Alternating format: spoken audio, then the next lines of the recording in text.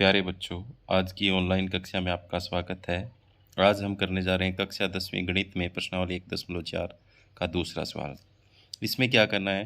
प्रश्न नंबर 2 में निम्नलिखित परिमेय संख्याओं को दशमलव प्रसारों को लिखना है। तो सबसे पहला जो सवाल हमारे पास क्या है, 13/3125 है, यानी 3125 है। तो इस 3125 के हम हर के गुणनखंड करेंगे। हर के गुणनखंड करने पर हमारे पास क्या आएगा वो देखेंगे।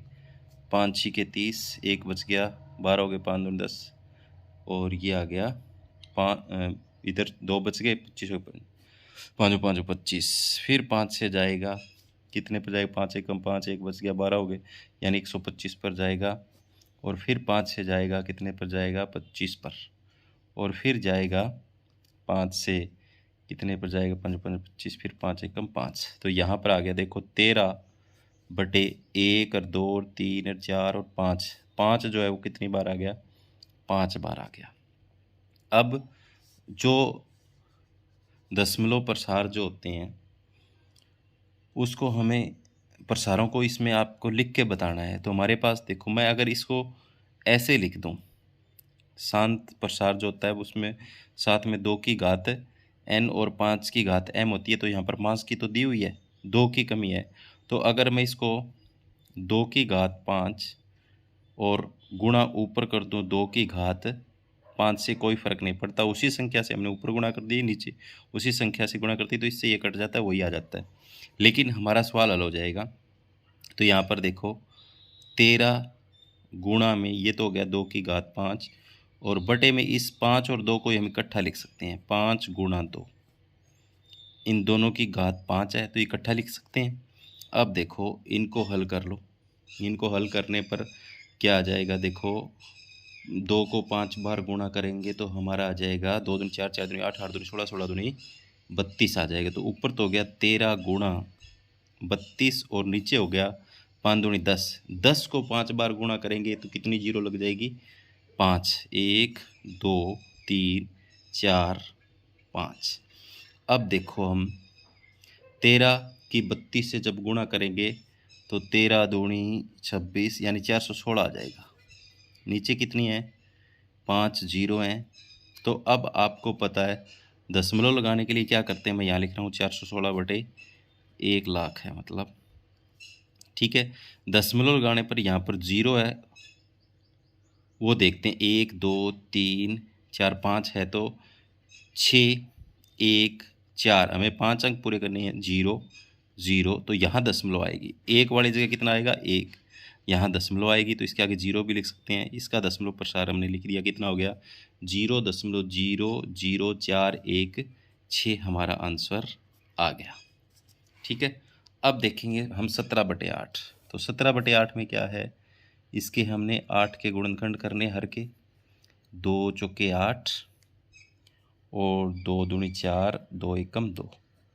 तो 17/2 की घात कितनी आई? 3। अब यहाँ पर देखो, यहाँ पर तो हमने किया था 5 की दी हुई थी, 2 की लिखी थी।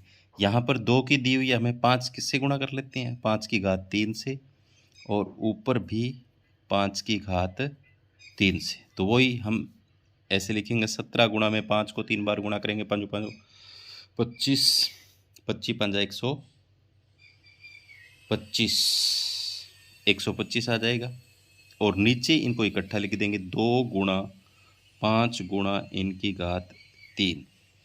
जब 17 और 125 की जब हम गुणा करेंगे तो आ जाएगा हमारे पास 2125 बटे में ये हो जाएगा 5 दूनी 10। 10 को 3 बार गुणा करेंगे तो कितना आ जाएगा? 1000। अब आपको पता ही 3 जीरो हैं, तो 3 अक्षरों से पहले दशमलव लगेगी, तो क्या हो जाएगा? 5 2 1, यहाँ दशमलव 2, तो इसका क्या आ गया आंसर? 2.125। अब हम करेंगे इसका तीसरा भाग। तीसरे भाग में देखो, फिर इसके हर के हम गुणनखंड करते हैं। 2 से 800 पर, 2 से 400 पर, 2 से 200 पर, फिर 2 से 100 पर, फिर 2 से 50 पर, फिर 2 से 25 पर, और फिर 2 से नहीं सॉरी, फिर 5 से 5 5 25, फिर 5 से 5 एकम 5। तो मैं लिख रहा हूँ यार 15 बटे, अब देखो 2 की घात कितनी है, 1 2 3 4 5 6, और गुणा में 5 की घात कितनी है, 2। तो यहाँ पर देखो हमारे पास 2 की घात 6 और 5 की घात 2 है। इन दोनों की घातें बराबर करनी है हमें यहाँ पर। तो क्या करना पड़ेगा, यहाँ पर हमें 5 की घात 4 से गुणा करना पड़ेगा। तो एक जैसे आधारों की घातें आपस में जुड़ जाएंगी। 5 कितनी बार हो जाएगा, 6 बार। तो ऊपर भी मैं कितनी बार गुणा करूँ उसको, 5 की घात 4 से ही गुणा करूँ। ठीक है, तब हमारा इसका सही हो पाएगा। तो 15 गुणा में 5 को हमने गुणा किया, 4 बार 5 5 25, 25 5 125, 125 पंजा 625, और बटे में अब इसको इकट्ठा लिख सकते हैं। देखो 2 की घात भी 6 और 5 की घात भी 6 है, तो 2 गुणा 5, इन दोनों को हमने यहाँ लिख दिया 6। अब 15 की अगर हम गुणा करें 625 से, तो हमारे पास आ जाएगा 9375। ये हो गया 5 दूनी 10, 10 को 6 बार गुणा करेंगे तो 6 जीरो लग जाएगी, 3 4 5 और 6। वही तरीका 6 जीरो से, यानी 6 जीरो है तो 6 अंकों से पहले 5 है, 7 है, 3 है, 9, 4 तो अक्सर है हमारे पास अंक हैं। तो अंक हमें कितने बनाने पड़ेंगे, 6, यहाँ दशमलव। तो क्या आ जाएगा हमारे पास आंसर, ये आ जाएगा 0.009375। अब देखो इसका यहाँ पर चौथा भाग, चौथे भाग में देखो पहले से ही इसकी हर की घातें लिखी हुई। यहाँ पर 2 की घात 3 और 5 की घात 2। अब वही देखो यहाँ पर 2 की घात 3 और 5 की 2 है, इसको पूरा करेंगे। तो ऊपर 5 की घात 1 से गुणा कर दो, नीचे भी 5 की घात 1 से गुणा कर दूँ, तो ये हो जाएगा 23, और 5 की तो गुणा हो जाएगी, यानी 5 3 15, 1 साल 5 दूनी 10 और 1 11, ये आ जाएगा यहाँ पर 115। और नीचे देखो इसको इकट्ठा लिख दूँ मैं, 2 की घात 3 और 5 की घात 1 ये और 2 ये, कितनी होगी 3। तो अब 115 बटे में 2 गुणा 5, इसको इकट्ठा लिख दें, इसकी घात 3। तो 115 बटे 5 दूनी 10, और 10 को 3 बार गुणा करेंगे 1000। तो वही 3 अंकों से पहले 3 जीरो हैं, तो यहाँ पर 5 1 1 दशमलव यहाँ। तो इसका आंसर हमारे पास क्या आ जाएगा, 0.115।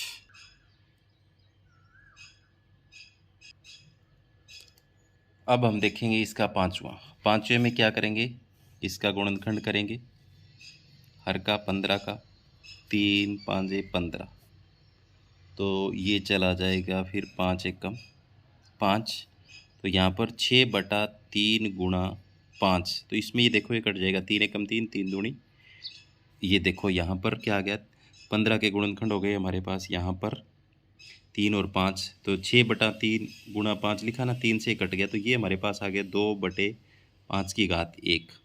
तो इसको हम ऐसे लिखते हैं, 5 की घात 1 है, यहाँ पर 2 की घात 1 से गुणा कर दें, ऊपर भी 2 की घात 1 से गुणा कर दें, तो ऊपर तो हो जाएगा 2 दूनी 4, और नीचे वाला क्या हो जाएगा 5 गुणा 2, ये भी कितना हो जाएगा 10। तो 4/10, यानी हमारा एक जीरो है तो एक अंक से पहले दशमलव, तो 4 अंक है इसमें, तो 0.4 आंसर हमारे पास यहाँ आ जाएगा। इसी तरह से अब इसका लास्ट भाग दूसरे सवाल का पाँचवा 50 है। 50 को गुणनखंड करेंगे, 2 दूनी 4 25 पर, और फिर 5 से 5 5 25, फिर 5 एकम 5। तो यहाँ पर 35 बटे, यहाँ पर 2 की घात 1 गुणा में 5 की घात 2।